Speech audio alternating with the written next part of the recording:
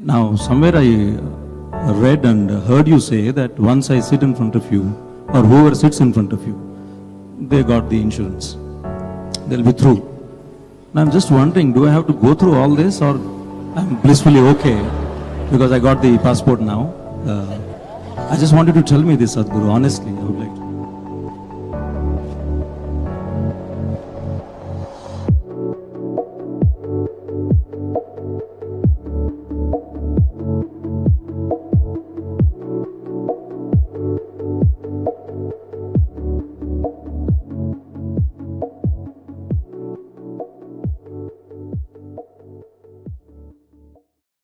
Sadhguru, 6 years ago, when I was doing inner engineering program, I was blissfully thinking that this will be the path to nirvana.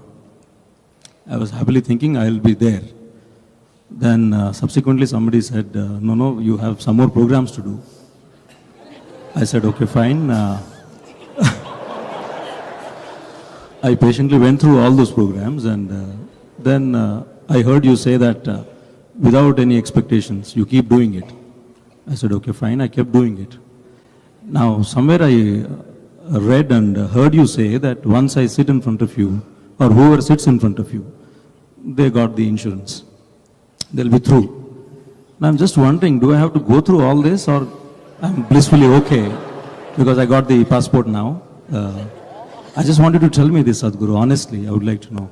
So, what you're asking is, tomorrow morning should I do my Shambhavi or not?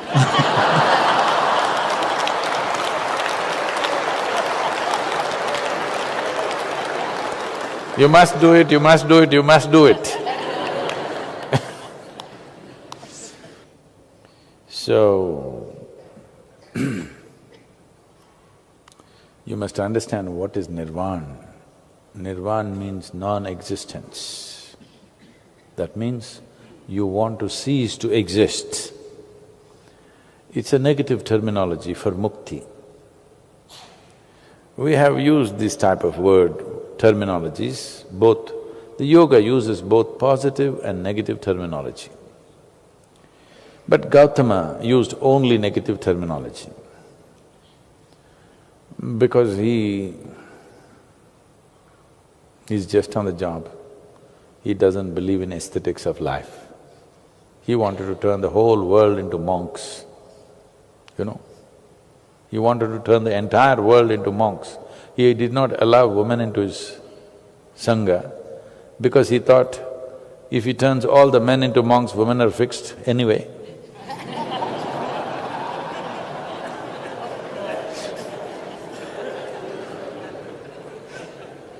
It didn't work like that. He underestimated life.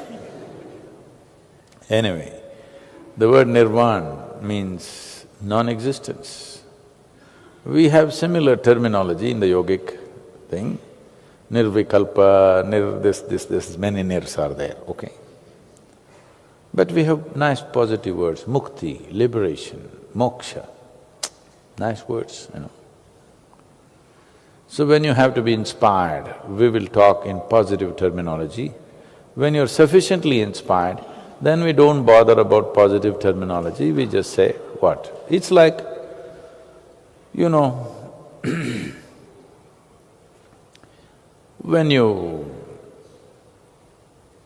Suppose you met your spouse before marriage, you said certain things. But after a few months of marriage, you start saying what is true.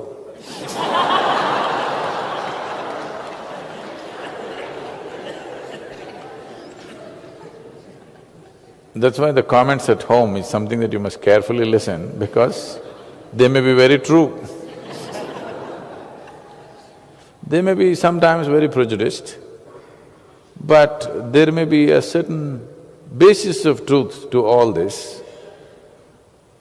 It is just that you may have many facets, but one particular facet is what they might have caught on with, and they're all the time talking about it, not willing to see the other facets, but there is a truth to it. Because in close proximity, when there were no pretensions, they have seen you, isn't it?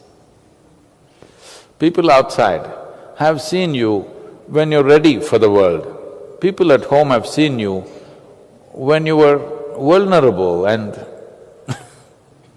when your act is not ready. So nirvana means non-existence. Is that what you are seeking? You want to cease to exist? Is that what you are seeking? You want to cease to exist.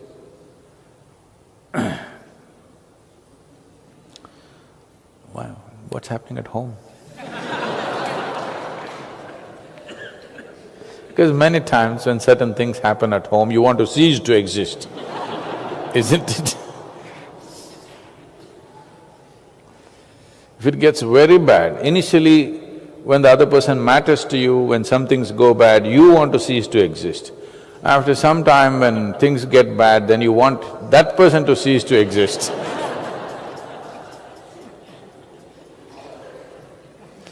No, it's okay. I'm just being nasty, that's all. So, you want to cease to exist. Then how soon? How soon? Family? You get rid… Oh, they all want to live. Then you must be the cause.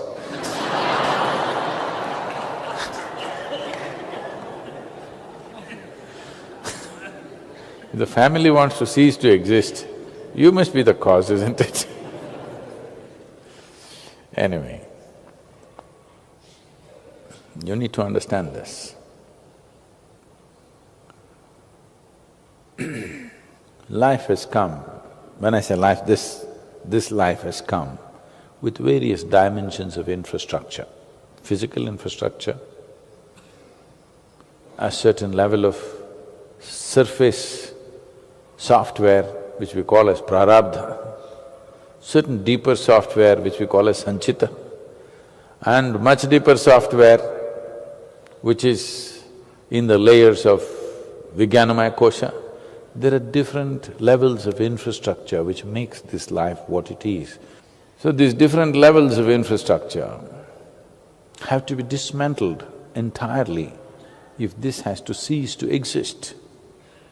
If you just dismantle the physical infrastructure, the other things are still there. Dismantling all that, subtler infrastructure which has far more integrity than the physical infrastructure. Physical infrastructure is nothing, one knock on the head, it'll break. But the rest of the infrastructure is not like that. It is much more subtle and much more tenacious.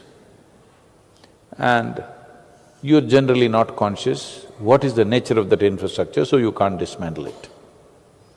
So when I said, if you sit with me for one moment, genuinely, not thinking about tomorrow's nirvana, genuinely, if you sit with me, then you don't bother about all these things, just live your life. Do your morning Shambhavi, do little Hatha Yoga, live your life. Why? Because this is to equip you for life. You want to leave soon, then there's another kind of sadhana we can do, but I am not willing to do because I'll be in trouble in today's world. So we do sadhana to a certain pitch. You played the snake and the ladder game. What do you call it in Telugu? Huh?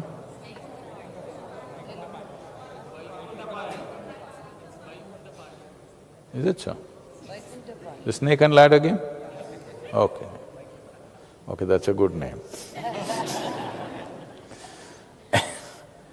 So in the snake and ladder game, if you put 5, you'll go up, if you put 6, you doom, you went down, again you went up, 3, again you went down, 4, endlessly this is happening. But there's a last line.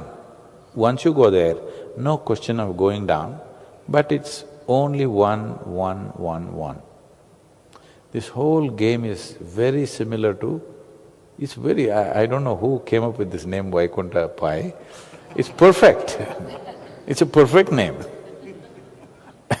I didn't know there was a name like that. I thought something palm blue, something they will say, right? No.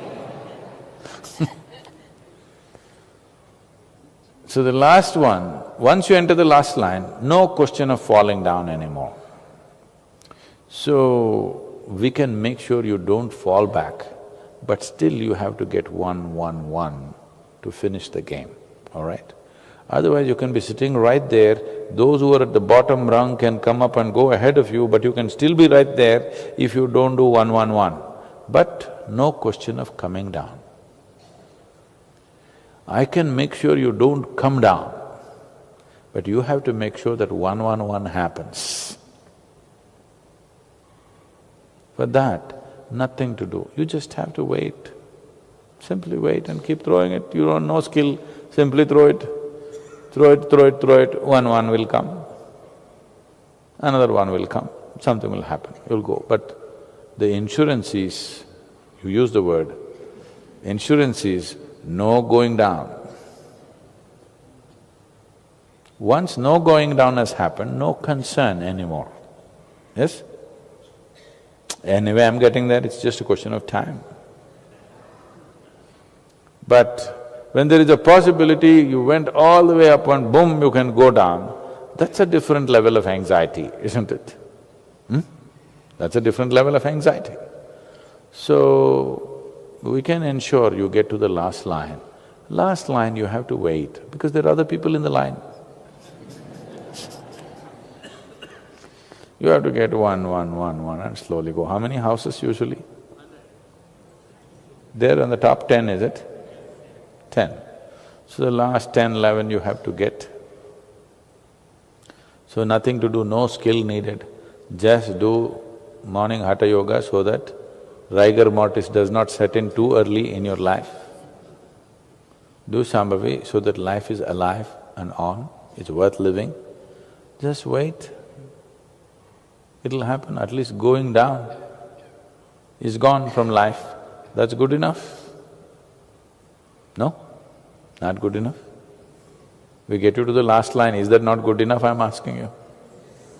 But if I have to crack the shell myself, not that it cannot be done, but we won't do such things for various reasons. There are many, many reasons why we do not do such things. It's not necessary, because every life has to find that way. There's no need to intervene to that extent. It's not necessary to do such an invasive process, unnecessary.